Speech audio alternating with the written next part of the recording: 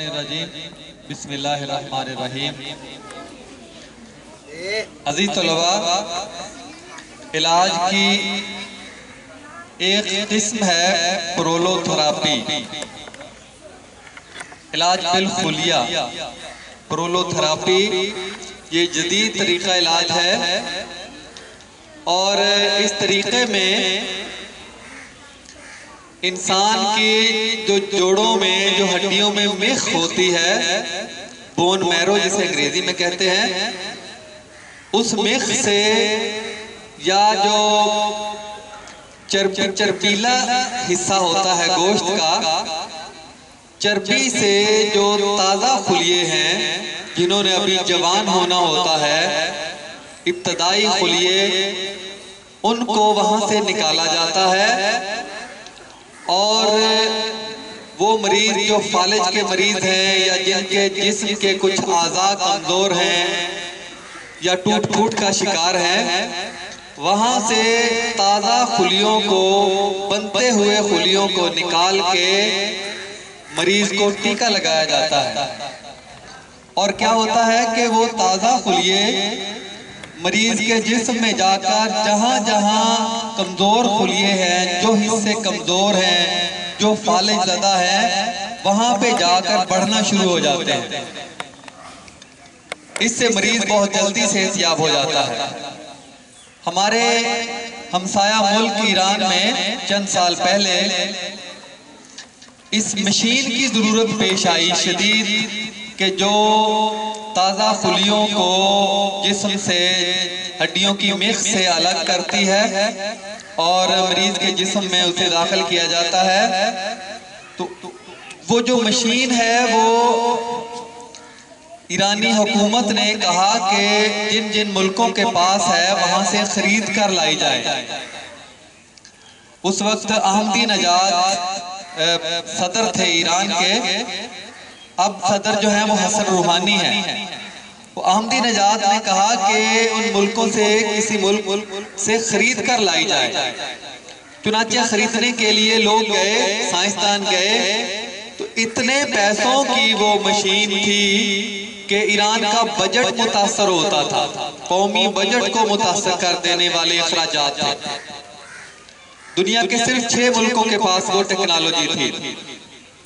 तो ईरानी सदर ने कहा कि इतने पैसे तो हम बर्दाश्त नहीं कर सकते, ये हमारा कौमी खजाने पे बहुत ज्यादा बोझ है। साइंसदानों को इकट्ठा किया कि ईरान के साइंसदानों को जमा किया और उनसे कहा कि आप ये मशीन क्यों नहीं बना सकते जो इंसान के जिस्म से, उसकी हड्डियों के गोदे से, मिख से ताज़ा खुलियों को निकालती है, आप क्यों नहीं बना सकते? तो चुनांचे खरीदने की बजाय वो मशीन बनाने पे काम शुरू हुआ। तो चंद सालों के अंदर वो मशीन ईरानी साइंसदानों ने खुद बना ली और जितने पैसों की खरीदी जानी थी उससे भी कम पैसे उनको खर्च आए। मेरा कहने का मतलब ये है कि उस वक्त दुनिया के 6 मुल्कों के पास थी और 7वां मुल्क ईरान था इसको बनाने वाला। कहने का मतलब ये है कि जो कौमें खुद बनाती हैं हर चीज को, उनकी पॉलिसी के अंदर ये चीज शामिल होती है कि हमने हर चीज खुद बनानी है। दिफा से ताल्लुक रखती हो, हयातियात से ताल्लुक रखती हो, ज़राअत से ताल्लुक रखती हो, इलाज से, तिब से ताल्लुक रखती हो, इंजीनियरिंग से ताल्लुक रखती हो, वो चीज जो मुल्क खुद बनाने की पॉलिसी पे कारबन रहता है और कुछ सालों के बाद वो तरक्की की मंजिलों को छूने लगता है। और यही तो पांव पे खड़ा होना है, यही तो अपने पांव पे खड़ा होना है जिसका दर्स अल्लाह और उसके रसूल ने दिया है। वो कौमें जो हर चीज खुद बनाती हैं वो कभी भी दुनिया की मोहताज नहीं होती। और फिर उनकी मर्जी है, जो जदीद तरीन चीजें बनाती है उनकी मर्जी है, वो जितने की मर्जी चाहे बेचे। जैसे वो ईरान के लोग खरीदने के लिए गए, उन्होंने मर्जी की कीमत लगाई। जो म्यार की चीजें अद्वियात हो, मशीनरी हो, जो तरक्की याफ्ता मुमालिक बनाते हैं वो गरीब मुल्कों को महंगे दामों बेचते हैं।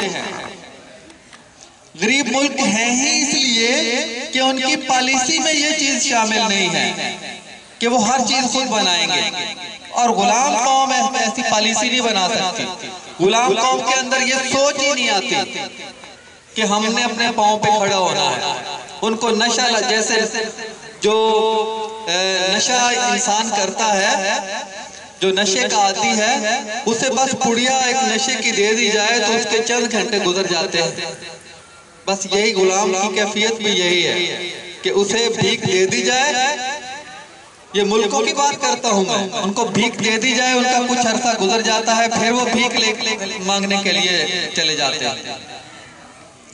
तो जिस कौम ने भी तरक्की की है उसने हर चीज खुद, निसाब से लेकर मशीनरी तक, हवाई जहाज से लेकर एटम बम और हाइड्रोजन बम तक, हर चीज जो मुल्क खुद बनाता है वो कभी वो मुल्क गरीब नहीं हो सकता।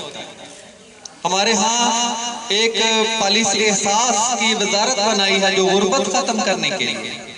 गुर्बत खत्म करने का जो देर पा तरीका है वो हर चीज खुद बनाने का है। पहले गैर मेयारी बनाएंगे, जाहिर बात है, जो शुरू में जो चीज बनाई जाती है वो गैर मेयारी होती है।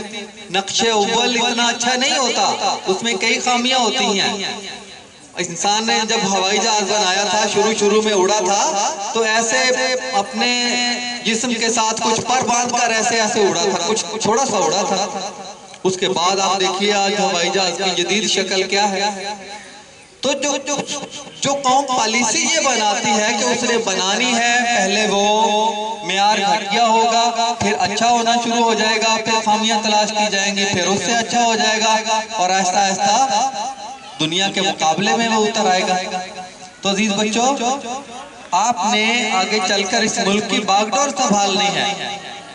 आप नजरियाती तौर पर पुख्ता होंगे, आपको पता होगा कि ये बागडोर संभाल के हमने करना क्या है, तो तभी आप इस मुल्क को तरक्की की मंजिलों तक लेकर जाएंगे। अगर पता नहीं होगा तो फिर आप भी गुलामी के नशे के अंदर चूर होंगे, और चलो तुम उधर को हवा हो जिधर की, जिधर सारी भेड़ें चल रही होती हैं, आप भी उधर चलना शुरू कर देंगे। तो मेरी अल्लाह से दुआ है कि अल्लाह ताला हमें, हमारे हुक्मरानों को ऐसी पॉलिसियां बनाने की तौफीक अता फरमाए जिससे हम अपने पांव पर खड़े हो सके, लेने की बजाय हम देने वाले बन जाएं। वमा अलैना इल्लल बलागुल मुबीन।